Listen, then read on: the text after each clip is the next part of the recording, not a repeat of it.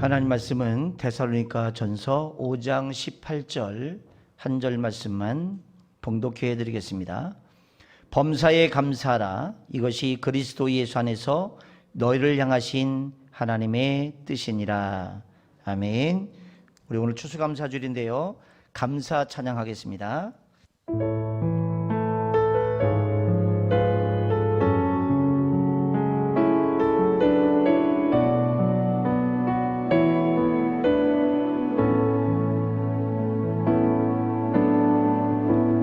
감사하신 하나님, 에베네셀 하나님, 살아계신 하나님, 에베네셀 하나님, 여기까지 인도하셨네.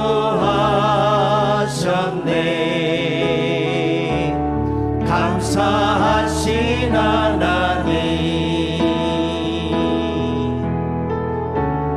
여기까지 인도하셨네. 살아계신 하나님,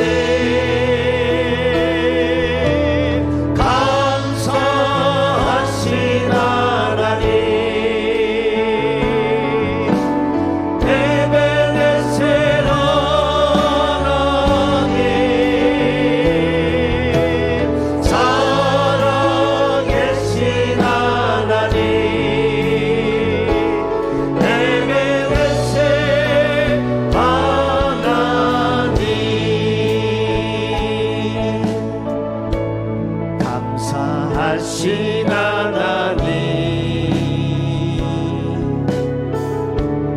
에베네셀 하나님, 살아계신 하나님, 살아계신 하나님, 에베네셀 하나님, 장래에도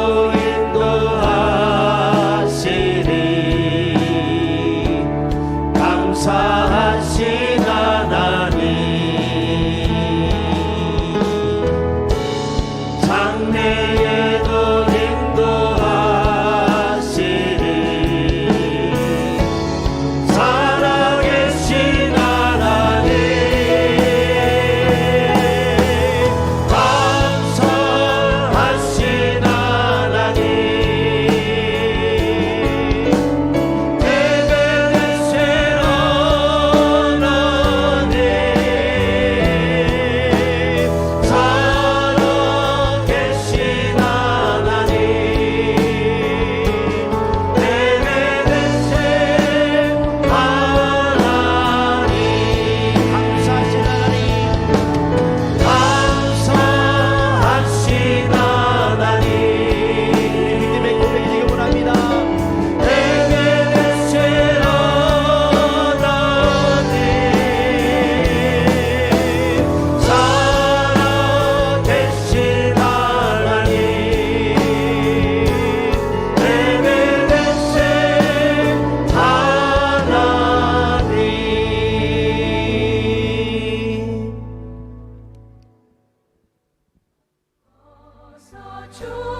추수감사절의 유래. 영국에서 신앙의 박해를 받아 네덜란드로 순례의 길을 떠났던 청교도들은 네덜란드의 암스테르담과 라덴에서 얼마 동안 신앙의 자유를 누리며 살다가 1558년 영국의 엘리자베스 1세가 여왕으로 즉위하자 타향살이를 청산하고 영국으로 돌아가기로 작정하였습니다. 그러나 영국의 엘리자베스 여왕은 청교도들의 입국을 허락해주지 않았으며 엘리자베스 1세를 이어 즉위한 제임스 1세, 그리고 그의 아들 찰스 1세는 왕권 신수설을 받아들여 모든 국민들이 영국 국교만 믿고 이를 따를 것을 강요하였습니다. 결국 청교도들은 고국인 영국 땅에 정착하지 못했고 신앙의 자유를 찾아 대서양을 건너 아메리카 대륙으로 갈 것을 결심하게 됩니다. 1620년 9월 29일 승무원 6명을 비롯한 필그림 파더스라고 불리는 101명의 영국 청교도들은 신앙의 자유를 찾아 메이플라워호를 타고 영국 남서쪽 플리머스 항구를 떠났습니다. 그러나 그렇게 출항한 그들의 항해는 그리 순탄하지만은 않았습니다. 대서양 바다를 가로질러 항해해야 했기에 그들은 높은 파도와 싸워야만 했고 불규칙한 비바람의 날씨, 좁은 함선에서의 갑갑한 생활, 게다가 빈약한 식량으로 인해 모진 고난의 여정을 견디고 견뎌야만 했습니다. 약 2개월간의 악종고투 항해 끝에 드디어 1620년 11월 9일에 신대륙 매사추세츠주 케이프 카드만에 감격적으로 도착하게 되었습니다. 그런데 험난한 항해의 여정으로 지칠 대로 지친 영국 청교도들에게 찾아온 것은 바닥난 식량과 극심한 굶주림, 11월에 시작된 매서운 겨울의 추위, 그리고 아메리카 신대륙에 이미 살고 있던 인디언들의 습격에 대한 공포 속에서 첫 해 겨울을 보내야 했습니다. 혹독한 겨울 동안 굶주려야 했고 인디언의 습격을 받아야 했고 괴혈병, 폐렴 등 질병에 걸리고 이듬해 봄이 오기 전까지 하루에 2~3명씩 거의 절반이 죽어나가는 비극의 겨울을 인내해야만 했습니다. 그러나 청교도들은 그럼에도 불구하고 하나님의 축복을 받고 있다는 믿음과 신앙의 자유를 찾아서 떠나온 의지와 일념으로 윌리엄 브래드포드의 리더십하에 현재의 보스턴 근방에 자신들이 떠나왔던 영국의 플리머스를 기념하면서 플리머스라 이름을 짓고 황무지 땅을 열심히 개척하였습니다. 그러는 가운데서도 인디언들에 대한 습격과 분쟁은 여전했지만 1621년 3월 봄을 맞으면서 인디언들과 청교도들 간의 상호협력 및 불가침 조약을 맺은 이후 청교도들에게 우호적인 태도를 보인 완파노악 부족 인디언들로부터 옥수수와 밀, 토지 경작법 등 많은 도움을 지원받게 되었습니다. 바닥난 식량으로 인해 일주일에 3일씩 어쩔 수 없이 금식을 하면서 굶주린 배를 움켜쥐어야 했을 때에는 인디언들이 짐승들을 잡아다 주는 덕분에 겨우 굶주림을 면하면서 버텨 나갈 수 있었습니다. 청교도들은 봄부터 여름 부지런히 땅을 개간했고 씨를 뿌려 경작을 해나갔으며 또 여름을 지나 가을까지 풍요로운 수확물을 학수고대하며 열심히 개척해 나갔습니다. 드디어 가을이 되었고 그들의 기도와 기대대로 봄에 심었던 옥수수와 보리, 밀 등이 풍작을 이루었으며 신대륙에서의 감격적인 첫 추수를 거두게 되었습니다. 청교도들의 지도자 브래드포드는 지금까지 돌보셨던 하나님의 은혜에 크게 감사드리며 죽도록 어려웠지만 열심히 땀 흘렸던 자신들의 첫 수확을 축하하기 위해 그리고 첫 수확에 크게 도움을 제공했던 인디언들을 기억하기 위해 완파노악 부족 인디언 추장 마사소이드를 초청하여 그렇게 최초의 추수감사절을 지켰던 것입니다. 이 초청의 자리에 마사소이드 추장은 90명의 용사를 데리고 참석하였습니다.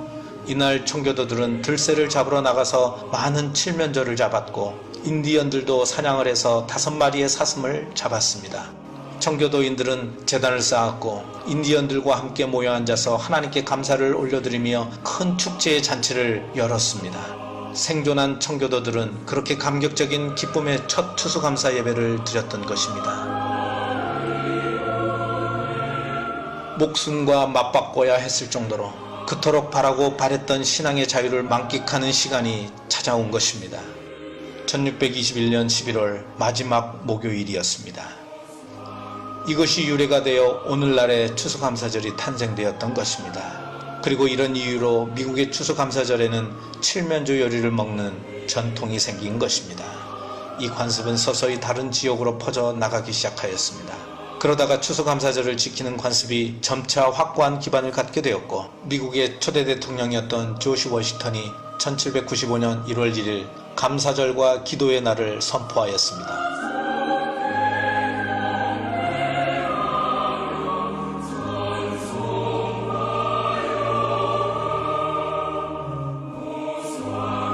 아브라함 링컨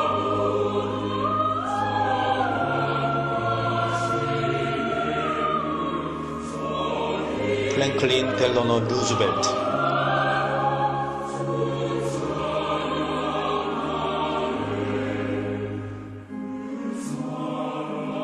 존 F 케네디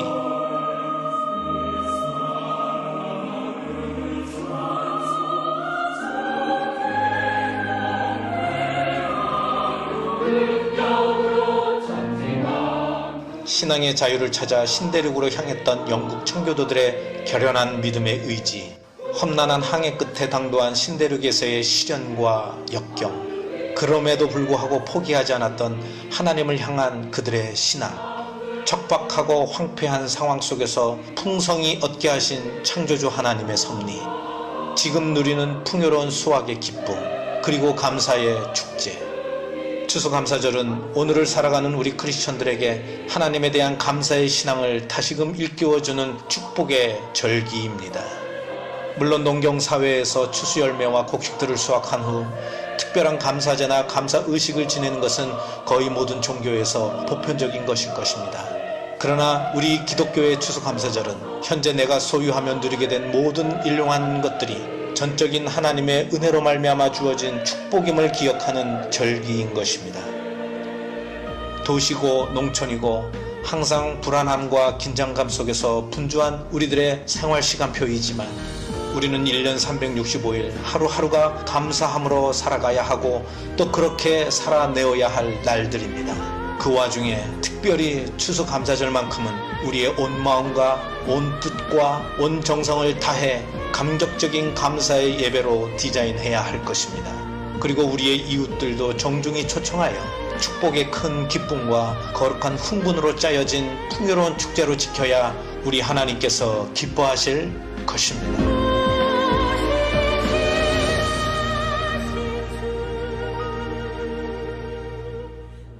할렐루야. 예, 오늘 추수감사절입니다. 하나님 앞에 여러분의 마음속에 있는 깊은 감사의 표현이 여러분의 고백을 통해서 하나님을 기쁘시게 하는 시간 되기를 갈망합니다. 미국 뉴욕을 관광하는 여행객들이 빼놓지 않는 유명한 관광 명소가 하나가 있습니다. 엠파이어 스테이트 빌딩이라는 그 빌딩인데, 이 빌딩은 청교도들이 102명이 도착한 것을 기념해서 높이 381m이고 꼭대기는 안테나까지 포함하면 443m가 됩니다. 왜 이 건물이 102층으로 지었는지 아십니까? 1620년 청교도들이 신앙의 배를 타고, 이 메이플라워라는 배를 타고 미국에 도착해서 건넜던 그 숫자 102명의 숫자를 표현해서 102층의 빌딩을 세운 것입니다. 그래서 이 남자의 수가 78명, 여자가 24명, 도합 102명이었습니다. 그들이 오는 중에 추위와 질병으로 많은 사람이 죽었고, 이 엠파이어 스테이트 빌딩이 102층으로 지어진 것은 이렇게 많은 희생자를 추모하고 또 미국 땅에 도착한 102명을 기념하기 위해서 지어진 건물입니다. 이 102명의 대부분 도시 출신이었는데 농사 짓는 법도 잘 몰랐던 사람들이었죠.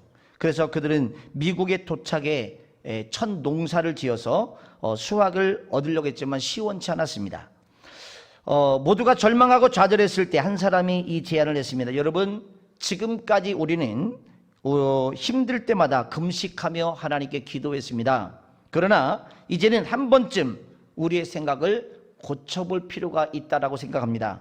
물론 우리가 영국에서 살 때보다 형편이 어려운 것은 사실입니다. 그러나 이제 우리는 이 가운데서 얼마든지 하나님의 은혜를 생각하면서 감사할 조건을 찾을 수 있으면 좋겠습니다.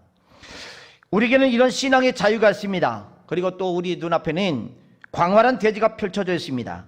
우리에게는 얼마든지 무한한 가능성이 있습니다. 그러니 이번에는 금식을 선포하지 말고 차라리 감사를 선포합시다.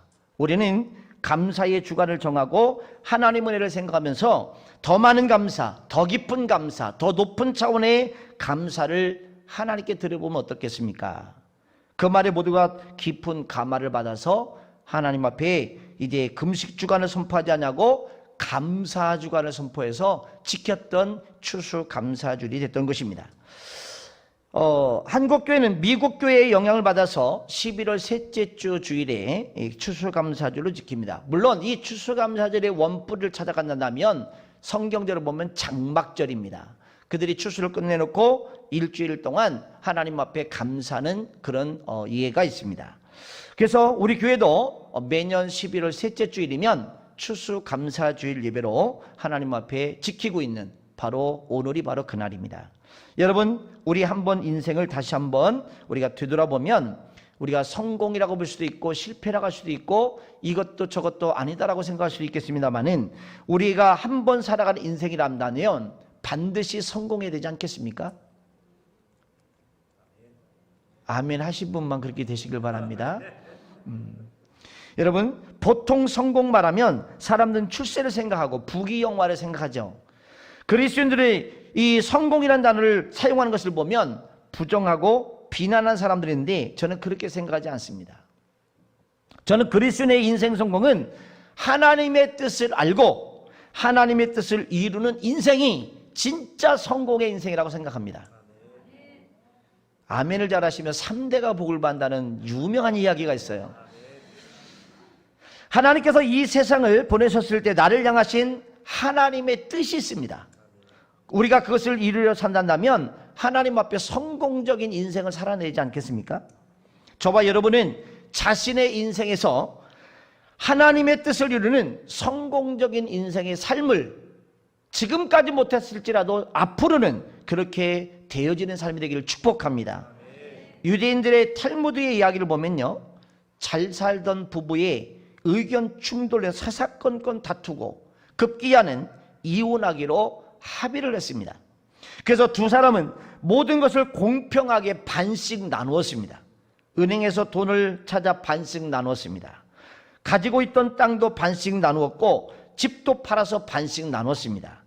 그런데 생각하지 못했던 문제가 발생했습니다. 자녀가 11명이었습니다. 다복했죠. 서로 많은 자녀를 맡겠다라고 주장하는 바람에 도저히 타협이 되질 않은 거예요. 그래서 할 수 없이 이 마을에서 존경받는 랍비를 찾아가서 물었습니다. 우리가 이런 상황이 있는데 어떤 것이 가장 좋은 해답일까요? 그랬더니 그 랍비가 이렇게 말했습니다. 그러면 하나를 더 낳을 때까지 사십시오. 그 12이 되면 절반씩 나누십시오. 그래서 그들이 이제 침대에 들어가서 열심히 부부 생활해서 아이를 하나 더 낳습니다. 근데 이게 웬일입니까? 쌍둥이를 낳습니다. 그래서 부부는 즉시 이혼하지 말라나 보다 라고 생각해서 행복하게 살았답니다. 여러분, 우리는 무슨 일을 하든지 하나님의 뜻을 찾아야만 합니다. 그리고 그 뜻을 이루어 드려야만 합니다. 그런데 하나님의 뜻을 찾아서 간다는 것이 쉬울 수도 있지만 굉장히 어려울 수도 있어요. 무엇이 하나님의 뜻이지? 어떻게 하는 것이 하나님의 뜻이지? 그래서 이 하나님의 뜻을 찾는데 또 많은 시간을 보내는 사람들이 있습니다. 그런데 성경에 이것이 하나님의 뜻이라고 명확하게 정확하게 우리가 콕 집어서 말씀한 것들이 있죠. 그 중에 하나가 뭐냐면 오늘 본문의 말씀이에요. 다시 한번 읽어보실까요? 범사에 감사라. 이것이 그리스도 예수 안에서 너희를 향하신 하나님의 뜻이니라. 뭐가 하나님의 뜻이에요? 감사하며 사는 게 하나님의 뜻이에요. 감사도 어떤 특별한 좋은 일, 내가 목적한 일이 이루어질 때만 감사하는 게 아니라 언제 감사하라 그랬어요? 범사에. 범사는 뭡니까? 모든 일 가운데. 할렐루야. 그래서 이 감사도요, 습관인 것 같아요. 불평하는 사람은 늘 불평합니다. 불만을 토로하는 사람은 늘 불만을 토로합니다. 근데 감사한 사람은 늘 감사합니다. 그래서 여러분, 우리가 감사를 체질화시킬 필요가 있습니다. 감사를 체질화시키셔야 돼요. 그래서 늘 감사가 되기를 주님의 축복합니다. 언제 감사하라고요? 항상 감사하는 것입니다. 범사에 감사하는 것입니다. 그래서 오늘 이렇게 하면 감사가 됩니다라는 말씀을 전할 건데, 자, 감사는 깨달으면 되는 거예요. 깨달아지면 감사가 돼요. 신앙생활에 깨달음이 중요하죠. 하나님 말씀을 듣고 하나님 말씀을 읽고 하나님 말씀을 묵상할 때 깨달아지는 은혜가 있기를 바랍니다. 그래서 깨달아지면 듣고 열매를 맺으면 반드시 은혜가 임해요. 하나님께서 깨달게 하시면 신앙의 열매를 맺게 됩니다. 마태복음 13장에 보면 4가지 밭의 비유가 나옵니다.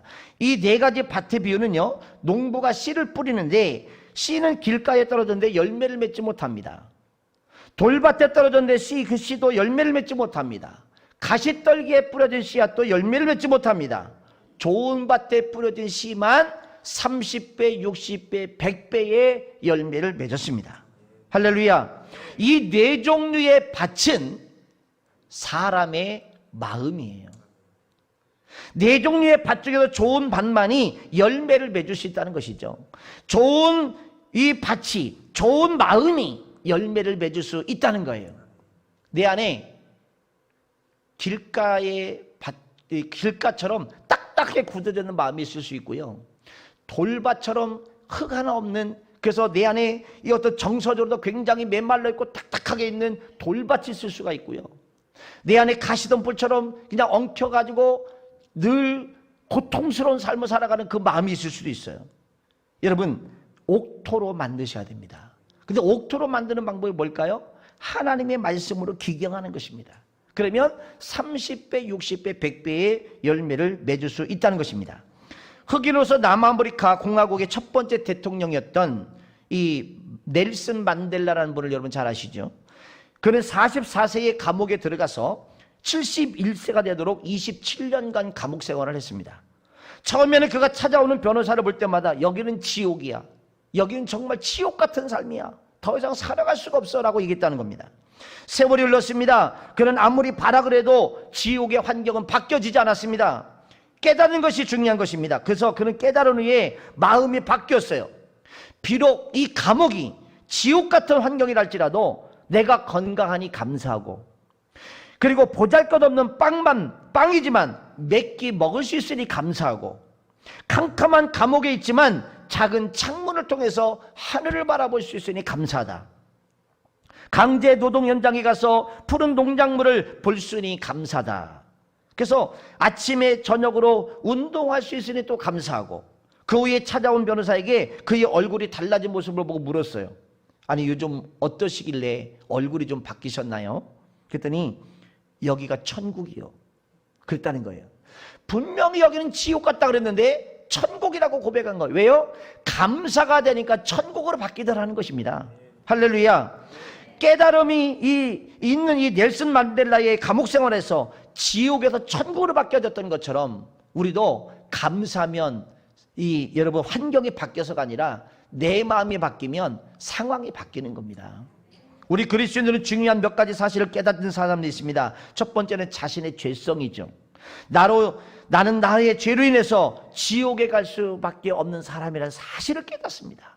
그래서 내가 하나님의 은혜를 만나고 하나님의 그 성령을 체험하고 나면 깨달아지는 것이 내가 구원받은 은혜가 얼마나 큰지, 그거 한 가지만 가지고도 감사가 흘러넘치지 않습니까?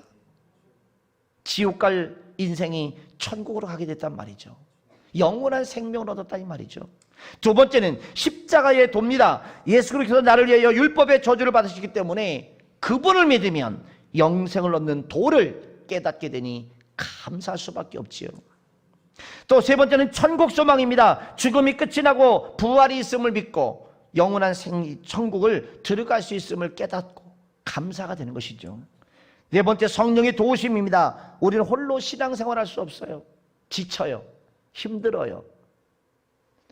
성령께 도와주시고 인도한 사실을 깨닫게 될 때, 성령의 인도를 받을 때 우리의 삶은요 힘있게 되는 거예요. 아무리 환경이 열악하고 힘들고 사방으로 우겨쌈을 당하고 진퇴양난이 될지는 몰라도 내가 성령 충만하면요 그 상황 속에서 늘 기쁨 있고 감사가 있어요. 지하방에 살아도 감사가 되는 것입니다. 사랑하는 여러분, 성령의 도우심을 구하시며 성령의 인도를 받으며 살아가시길 축복합니다. 다섯 번째는요, 합력하여 선을 이루게 됩니다. 하나님은 모든 일을 합력하여 선을 이루도록 하시는 거예요. 나는 약하고 부족하고 미련하고 가난하고 실수가 많고 그리고 연약하지만 하나님 그 모든 것들을 사용하셔서 나를 그리스도의 장성한 분량까지 성장하게 하시고 나를 나되게 하신 은혜는 하나님의 은혜가 아닐 수가 없는 것이죠. 이 다섯 가지 내용만 정말 깨달아진다면 여러분 생활 속에서 감사하지 않을 수가 없어요. 두 번째는요, 감사는 의지를 가지고 하셔야 돼요. 우리가 문제를 만나면 우리의 감정은 요동합니다. 이때 감정을 따라가면 시험에 드는 거예요. 절망에 빠지는 거예요. 우울증에 빠지는 거예요. 우리의 의지로 감정을 통제하고 하나님 앞에 그럼에도 불구하고 감사를 하셔야 돼요. 조건이 아닙니다. 무엇이 있기 때문에 감사가 아니고 내가 지금 건강하기 때문에 감사가 아니고 내가 생활의 모든 일들이 잘 되기 때문에 감사가 아니라 그러지 아니할지라도 할렐루야 그렇게 감사가 되시길 축복합니다. 다니엘이 기도 생활하다가 사자굴에 들어가게 되는 어려움을 만났습니다. 다니엘도 감정을 가진 사람이었기 때문에 분명히 감정은 요동했을 거예요. 하지만 그는 자신을 감정에 맡겨두지 않았습니다. 감정을 통제하고 자신의 감정을 복종시키고 전에 하던 대로 하루에 3번씩 예루살렘을 향해서 창문을 열고 기도를 합니다. 다니엘은 자신의 감정을 쳐서 복종을 시킨 거예요. 그리고 그의 의지가 감정을 지배했던 것입니다. 사도 바울은 신앙생활을 하면서 자기를 쳐서 복종시켜야 된다고 말하고 있습니다. 고린도서 9장 27절에 내가 내 몸을 쳐 복종하게 하면 내가 남에게 전판 위에 자신을 도리어 버림을 당할까 두려워함이로다. 사도 바울은 몸을 가진 사람이 똑같은 우리와 성정을 같은 사람이에요. 그에게도 육신의 감정을 따르는 본능이 있을 수 있습니다. 하지만 바울은 감정을 따라 산 사람이 아닙니다. 그것을 그렇게 따라가면 사망이라는 것을 알았기 때문에 그는 감정을 따라 살지 않았어요. 그래서 그는 의지를 사용해서 감정을 제어하고 육신이 원하는 쪽이 아니라 영이 원하는 쪽, 하나님이 원하는 쪽을 가지고 살았던 사람인 것이죠. 신앙생활은 의지를 어떻게 하느냐에 따라서 여러분 달라지는 것입니다. 오늘 여러분 교회에 오시는 것도 내가 집에서 편안하게 유튜브 보고 예배 드리지 그런 의지를 가셨다면 여기 못 오십니다. 그래도 내가 현장 예배를 통해서 하나님을 더 기쁘게 해드려야지, 내가 그래도 교회 가서 예배를 드려야지, 그 의지를 가졌기 때문에 여기 오신 거예요. 맞지요? 그래서 의지가 굉장히 중요하다는 것이죠. 미국 최초의 흑인 국무장관 콜린 파월의 이야기입니다. 여러분, 그는 뉴욕 빈민가에서 태어났어요. 그는 17살에 처음으로 음료수 공장에 아르바이트를 갔습니다. 음료수 파는 일을 하고 싶었지만 감독관은 백인들 아이들에게 그 일을 맡기고 그에게는 절대로 걸레질을 시켰어요. 여러분, 그렇지만 그는 조금도 불평하지 않냐고 열심히 일을 했습니다. 감독관은 굳은 일을 불평 없이 묵묵히 하는 그를 관심 있게 지켜보기 시작했습니다. 그 다음에는 아르바이트 나갔더니 음료수 파는 일을 하도록 허락해 줬어요.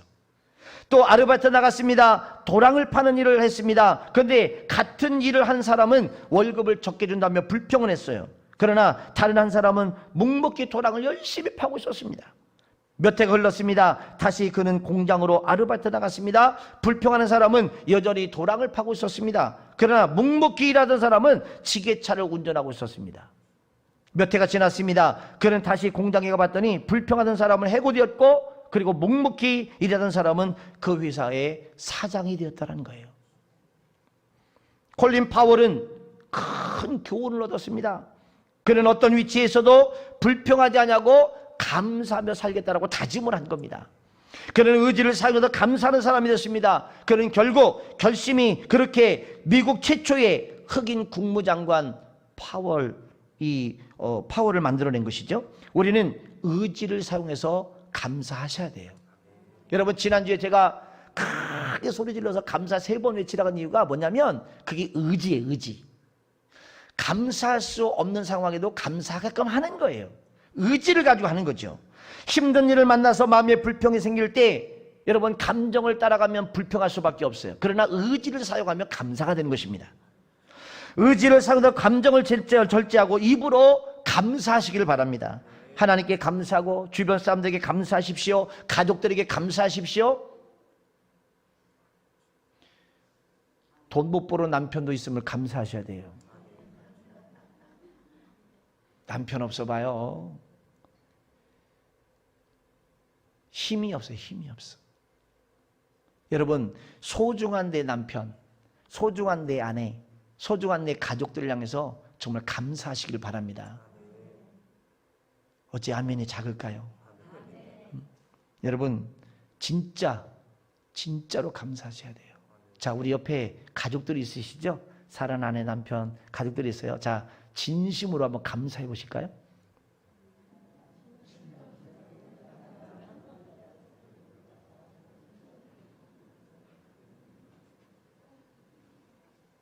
표정이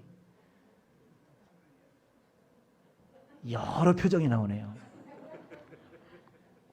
세 번째는요, 감사는 훈련으로 됩니다.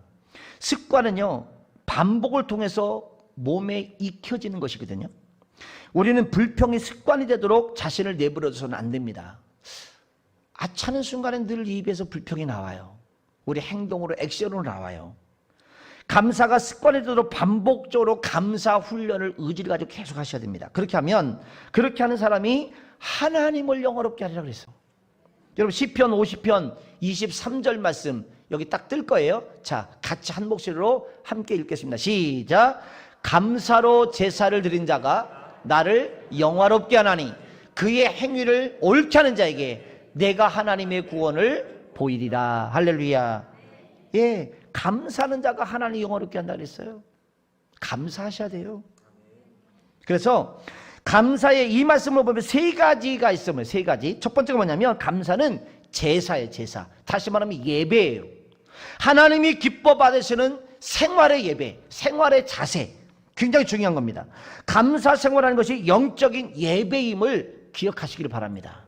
두 번째는 감사하는 사람이 하나님을 영화롭게 한다 그랬습니다. 하나님께 영광 돌리는 생활하려면 감사하시라 이 말이에요.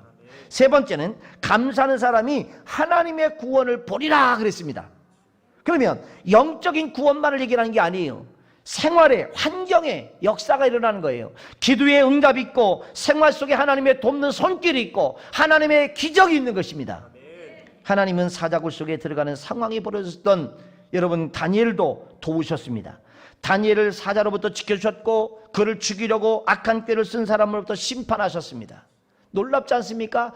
사자를 굶겨서 굴 속에 집어넣는데 사자가 입을 벌려서 다니엘을 삼키려고 할 때 입이 벌어서 다무너지질 않아. 그러니 해할 수가 없죠. 근데 다니엘을 구치해 놓고 그 사람들 집어넣으니까 어떻게 돼요? 아주 뼈처럼 뼈까지 다 파사먹지 않습니까? 이게 하나님의 역사예요. 감사하는 자에게 주시는 축복인 것 줄 믿습니다.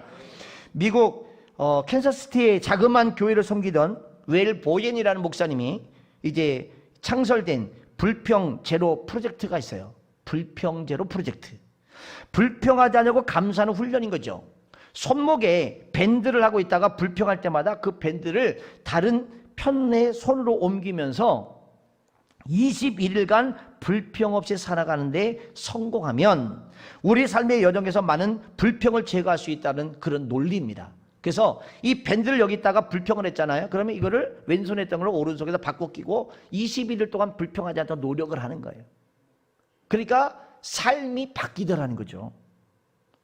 4개월, 5개월 정도 지나면 의식하자라도 불평이 서서히 사라지고 감사가 되더라는 거예요. 자연스럽게. 사람에게 습관이 생기면 나도 모르는 사이에 말로 표현이 되잖아요. 그래서 감사의 훈련이 굉장히 중요합니다. 여러분, 감사는 훈련을 통해서 습관이 돼야 되는 겁니다. 습관이 그 사람의 인생을 만드는 겁니다. 불평을 반복하면 불평이 습관이 됩니다. 이스라엘 백성들은 광야 생활할 때 불평이 습관이 되었어요. 결국 그는 광야 생활에서 멸망하고 말았죠. 우리가 감사 습관이 되도록 자신을 잘 훈련하시기를 축복합니다. 네 번째, 감사는 시각이 좋아야 됩니다. 기독교인이 된다는 것은 세계관이 바뀐다는 거거든요. 그러면 세계관이 바뀐단 말은 세상을 보는 관점이 달라진다 이 말이에요. 세상 사람은 하나님 없이 세상을 봅니다. 그러나 우리는 하나님을 전제로 한 세상을 보는 거예요. 하나님의 관점으로 세상을 보려고 노력하는 것입니다. 우리는 어려움을 만나면 내 등에 계시고 내 옆에 계시고 내 앞에 계시고 내 안에 계시는 하나님과 함께 어려움을 만나는 겁니다. 그렇기 때문에 시각이 긍정일 수밖에 없는 거예요. 한 가지만 이화를 드리고 정리할게요. 1871년 10월 9일 미국 시카고에 교회 대화재가 발생했습니다. 이 화재는 미국 역사상 최악의 화재로 대도시 하나가 잿더미를 만들었습니다. 그때 D.L. 무디 목사님의 교회와 집이 잿더미가 돼서 15년 동안 공들여 쌓아놓던 사역의 장소가 다 불타버렸습니다. 각 신문사의 기자들이 화재 현장에 도착해 보니까 건물이 모두 불타버렸어요. 더욱이 시가지 한복판했던 그 유명한 D.L. 무디 목사님의 교회도 모두 불타게 돼버린 겁니다. 기자들은 다시 무디 목사님 곁에 다가가서 빈정거리면서 이렇게 질문을 했죠. 목사님, 살아계신 하나님은 전지전능하셔서 무엇인지 원하기만 하면 다 이루어진다라고 항상 설교했잖아요. 그런데 왜 하나님께서 자신의 거룩한 성전인 교회가 불타없어지도록 그냥 내버려뒀을까요? 빈정대며 물었습니다. 그러자 D.L. 모디 목사님이 이렇게 대답했습니다. 나는 벌써부터 하나님께 큰 교회를 달라고 기도해 왔습니다.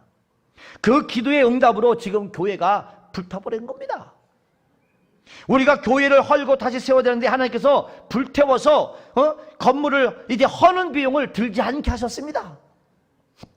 생각이 굉장히 다르잖아요, 여러분. 그래서 무디 목사님은 이제 그 말에 모든 기자들이 어이가 없었던 거예요. 왜냐하면 무디 목사님은 밤중에 화재를 당해서 잠옷바람에 겨우 목숨만 겨우 건졌거든요. 그때 무디 목사님은 옆구리에 끼고 있던 낡은 성경책을 내놓으면서 이렇게 말했습니다. 나는 수표와 돈을 가지고 나오지 못했습니다.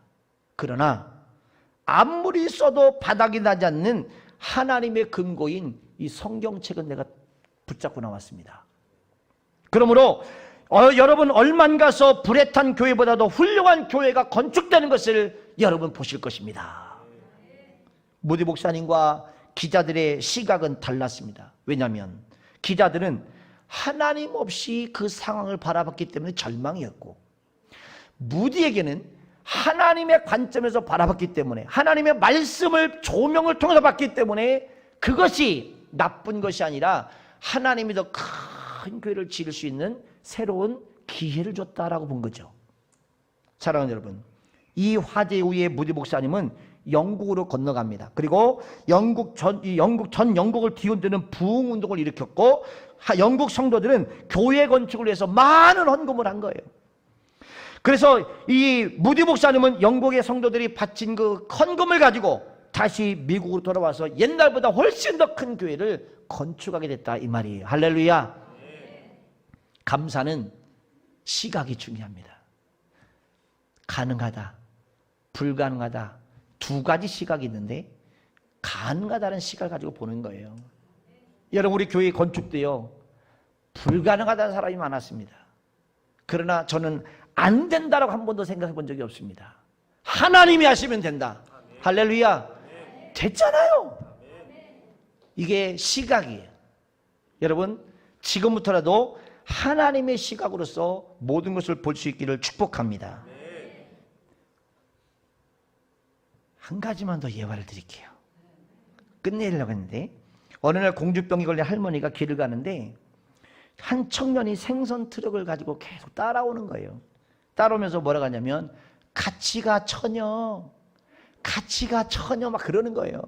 아니, 할머니한테 처녀 그러니까 내가 안타 그러는 게 아니겠지. 그 좀 또 계속 따라오면서 가치가 처녀 그러는 거예요. 그래서 야, 이 총각이 사람 볼 줄 아네. 그리고 생각하고 이제 좀 더 가까이 가서 들어야지. 그리고 보청기를 딱 꼈어요. 그랬더니 뭐라고 하는지 아세요? 갈치가 1,000원. 갈치가 1,000원. 근데 이 갈치가 1,000원이라는 소리를 이걸 빼고 나서 들으니까 가치가 1,000원이라게 되는 거죠.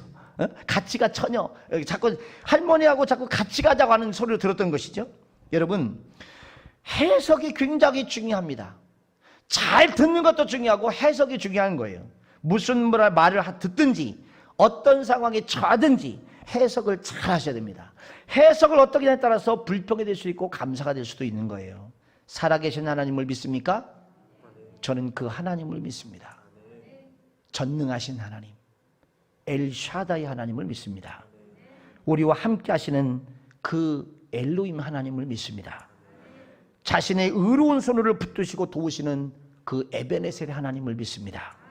우리의 문제를 만나도 그것을 통해서 함께 서로 이루게 하시고 미리 모든 것을 예비하시는 여호와 일의 하나님을 믿습니다. 사랑하는 여러분, 감사하십시오. 그분이 여러분들을 돕고 있습니다. 기도하겠습니다. 하나님 감사합니다. 오늘 저희들이 주님의 말씀을 들었습니다. 이 말씀 붙잡고 살게 해주시고 이 말씀 안에서 승리하는 저들에게 도와주시옵소서. 감사가 습관이 되어지고 감사가 의지를 가지고 생활이 되어져서 하나님 앞에 감사하는 자에게 더 많은 것을 주시는 그 하나님의 감사의 축복을 누리는 복된 삶 되게 하여 주옵소서. 우리의 삶이 날마다 열려지고 하나님 이제 놀라운 하나님의 축복의 역사를 기적을 이루는 그런 현장이 되도록 역사하여 주시옵소서. 믿음대로 구하는 대로 응답받는 축복의 삶이 되게 하여 주옵소서. 예수님의 이름으로 기도하옵나이다. 아멘.